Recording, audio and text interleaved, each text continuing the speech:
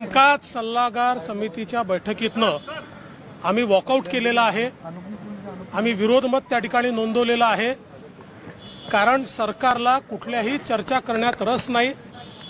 एकतर्फी केवळ ओढून न्यायचं आहे। सरकारच्या वतीनं पहिल्यांदा बजेटची प्रोसेस देखील पूर्ण करायची नाही, अशा प्रकारचा प्रस्ताव मांडण्यात आलेला आहे की ज्यामध्ये केवळ बजेट मांडायचं, त्याच्यावर चर्चा करायची, मागण्या मांडायच्याच नाही, जे पूर्णपणे बेकायदेशीर आहे अशा प्रकारे करता येत नाही। अतिशय स्पष्टपणे या ठिकाणी आमची मागणी होती की पूर्ण अधिवेशन झालं पाहिजे। राज्यामध्ये इतके वेगवेगळे प्रश्न आहेत, वीज जोडण्या तोडण्याचं काम चाललेलं आहे, कायदा सुव्यवस्थेचे प्रश्न मोठ्या प्रमाणात आहेत, शेतकऱ्यांचे प्रचंड मोठे प्रश्न, त्यात अनेक प्रश्न आहेत, हे मांडायचे कुठे? परंतु सरकार हे ठरवून आलं होतं की आपल्याला कामकाज केवळ रेटून न्यायचं आहे आणि कामकाज करायचंच नाहीये, कामकाजापासून पळ काढायचं आहे। आणि म्हणून त्यांनी अतिशय छोटं आणि कुठल्याही कायद्यात नियमात न बसणारं अशा प्रकारचं अधिवेशन या ठिकाणी घेतलंय। स्वतः सुधीर भाऊ मुनगंटीवार यांनी स्पष्टपणे सूचना मांडली की तुमचा बजेटचा प्रॉब्लेम असेल आणि आता तुम्हाला घ्यायचं नसेल तर तुम्हाला लेखानुदान घेता येतं, तुम्ही लेखानुदान घ्या आणि ज्यावेळेस कोरोनाची स्थिती कमी होईल त्यावेळेस फुल फ्लेज बजेट घ्या। पण बजेटपासून पळ काढणं हे महाराष्ट्राच्या इतिहासात यापूर्वी कधी झालेलं नाही। त्यामुळे या सरकारच्या या पळपुट्या धोरणाला निषेध करून, त्याचा विरोध करून आम्ही बिझनेस ॲडव्हायझरी कमिटीवरनं त्या ठिकाणी बहिर्गमन केलं। देवेंद्रजी, दादागिरी चालणार नाही, त्याचबरोबर राठोडांच्या वेळी कोरोना तुम्हाला दिसला नाही का, असे शाब्दिक आपल्याला बिलकुल निश्चित त्या ठिकाणी कारण असं आहे की तुम्ही इथे कोरोनाचं सांगता आणि तिथे मंत्री चालले आहेत, मोठे मोठे लोक, 10,000 लोक त्यांच्यासोबत चालले आहेत, कार्यक्रम चाललेले आहेत, त्याच्याकरता कोरोना नाहीये। आणि या ठिकाणी मात्र अधिवेशन करायचं तर मग कोरोनाची भीती दाखवली जाते। आणि अगदी स्पष्टपणे हा मुद्दा देखील त्या ठिकाणी आम्ही मांडला की तुम्ही जे सल्ले देता ते केवळ विरोधी पक्षापुरता आहेत का? तुमचे मंत्री असं वागत असतील त्यांच्याकरता कुठलेही नियम नाहीत का? आणि मग इथेच येताना भीती का वाटते? बाहेर कार्यक्रम, सगळ्या मंत्र्यांचे कार्यक्रम चालले आहेत, पक्षांचे कार्यक्रम चालले आहेत, आणि जनतेच्या विषयावर ज्यावेळी चर्चा करायची आहे त्यावेळी मात्र सगळे बिलकुल कोरोना कोरोना कोरोना करतात। अतिशय कोरोनाच्या नावाखाली पळ काढणं चाललं। मंत्र्यांसाठी काय वेगळे नियम केवळ 2 दिवस चर्चेला बजेटवर मिळणार आहे, तेवढ्या कालावधीमध्ये बजेटवर चर्चा होऊ शकते का? होऊ शकत नाही, कारण नियम असा आहे, खरा तर नियम असा आहे की बजेट मांडल्यानंतर 6 दिवसांनी, अनेक वेळा आपण तो 3 दिवसापर्यंत कमी करतो, त्याच्यावर पहिल्यांदा जी मोठी चर्चा आहे ती जनरल चर्चा होते। ती जनरल चर्चा झाल्यानंतर बजेट खातेवाईज करावं लागतं, प्रत्येक खात्याला आपल्या मागण्या मांडाव्या लागतात। या सगळ्या मागण्या मांडल्यानंतर एकत्रितपणे या मागण्यांचं विनियोजन विधेयक होतं आणि त्या विनियोजन विधेयकानंतर बजेट पास होतं। आता हा मागण्यांचा जो विषय आहे, जो संवैधानिक आहे, तोच उडवून लावलेला आहे। केवळ जनरल चर्चा बजेटवर करायची, खातेवार चर्चा करायची नाही, कारण खातेवार चर्चा झाली तर प्रत्येक खात्याची चिरफाड त्या ठिकाणी होईल आणि काय चाललेलं आहे, कुठला भ्रष्टाचार चालला आहे हे पूर्ण त्या ठिकाणी बाहेर येईल। म्हणून अक्षरशः या ठिकाणी पळ काढलेला कालावधी कमी केलाय का? संजय राठोड प्रकरणामध्ये विरोधी पक्ष आक्रमक राहील आणि हा 100% असं आहे की राठोडांचं प्रकरण असो की इतर मंत्र्यांची प्रकरणं असो की इथले भ्रष्टाचार असो, या सगळ्या गोष्टींवर आणि विशेषतः शेतकऱ्यांचे मुद्दे आहेत, वीज कापण्याचे मुद्दे आहेत, याच्यावर प्रचंड आक्रमक विरोधी पक्ष राहील आणि आपल्याला त्यावेळेस उत्तरं देता येणार नाही, कारण मागच्या काळात आपण काय बोललो आणि आता आपण नेमकं काय वागतोय हे सगळं आपलं उघडं पडेल। हे सरकारला लक्षात आल्यामुळे त्यांनी या ठिकाणी हा कालावधी कमी केला। अधिवेशन जवळ यायला लागलं की नेहमी कोरोनाचे आकडे वाढताना दिसतात।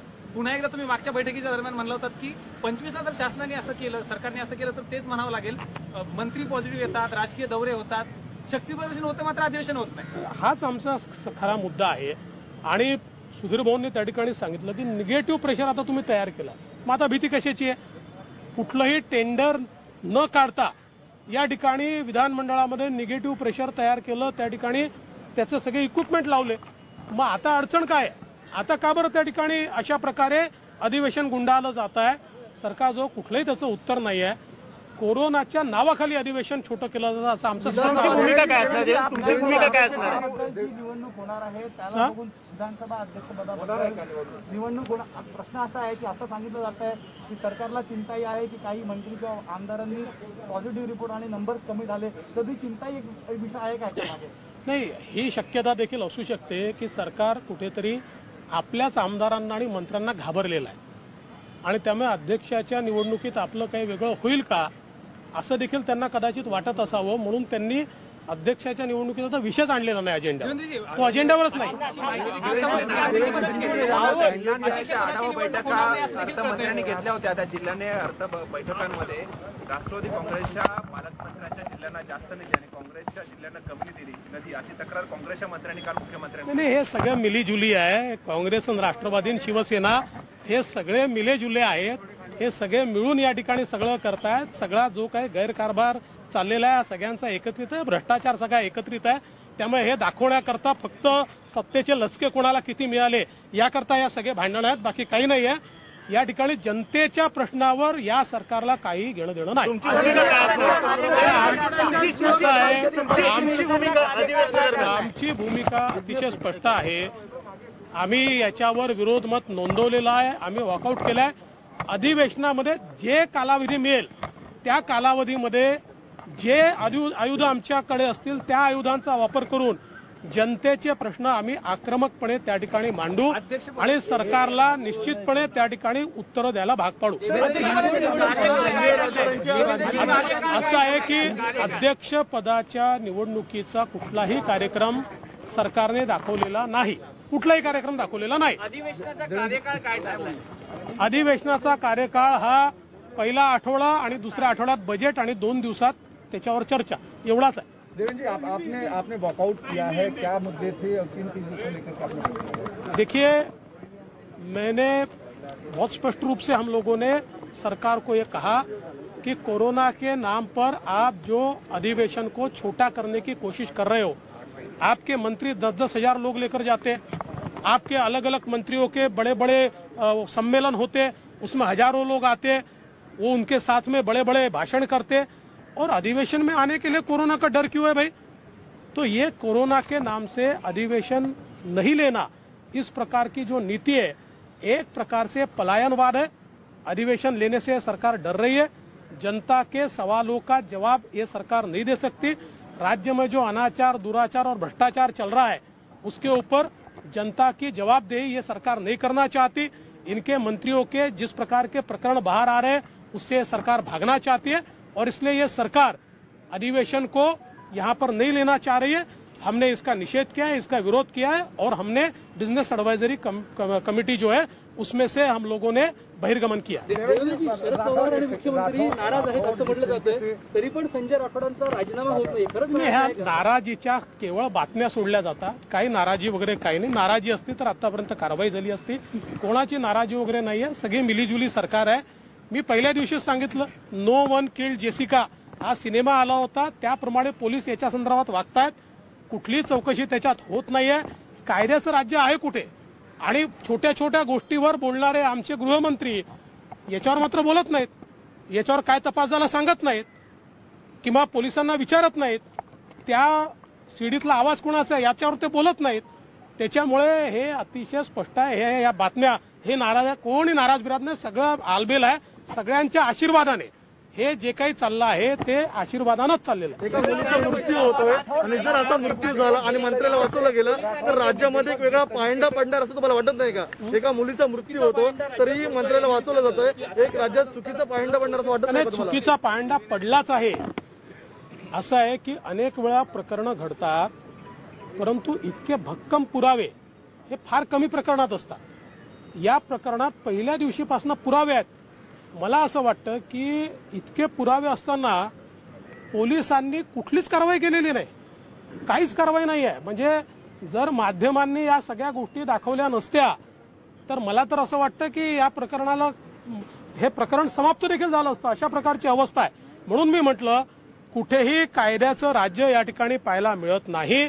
आणि हा जो काही पायंडा पाडतायत आणि हे नाराजी फाराजी वगैरे जे सांगतायत सगळा आशीर्वाद आहे. आशीर्वादाने नीट चाललेला आहे. घटनास्थळी जाऊन आला, पोलीस स्टेशनला देखील गेला. सुनावलं आणि तशी त्यांनी पत्रकार परिषद घेऊन देखील सांगितलं की पोलीस देखील या सगळ्या प्रकरणाला पाठीशी घालतायत. आजचा जो प्रकार पाहिला तो त्याकडे कसं 100% असं आहे की ज्या प्रकारचं वर्तन पोलिसांचं त्या ठिकाणी पाहायला मिळालं ही काय खासगी मालमत्ता आहे. तिथे बसलेले जे पोलीस आहेत ते काय खासगी मालक आहेत का? या राज्यात कायदा आहे, सुव्यवस्था आहे, ती काय सगळी संपली आहे का? म्हणजे हे जे काही वागणं आहे, म्हणजे मी अनेक वेळा एक शब्द ऐकला, बनाना रिपब्लिक. आपण तिकडे वाटचाल करतोय का बनाना रिपब्लिककडे? की अशा प्रकारच्या घटना झाल्यानंतर तो मंत्री आहे की तो आमदार आहे अशा कॅटेगरी वाईज आपण त्याच्यावर कारवाई करणार आहोत का? सामान्य माणसावर वेगळी कारवाई. पोलीस पूर्ण दबावाखाली आहेत. खरं म्हणजे पहिल्यांदा तर कारवाई पोलिसांवरच झाली पाहिजे. देवेंद्र जी राठौड़ को लेकर जिस तरीके से राठौड़ को लेकर के लगातार सरकार कह रही हम जांच के बाद कार्रवाई करेंगे, तब तक नहीं करेंगे. कोरोना को लेकर के भी इतनी भीड़ इकट्ठा हुई, उस पर भी जो मामले दर्ज हुए उसमें संजय राठौड़ का नाम नहीं था. इसको देखिए, ये सारी चीजें जो है ये आशीर्वाद से ही चल रही है. सरकार का इसको पूरा आशीर्वाद है.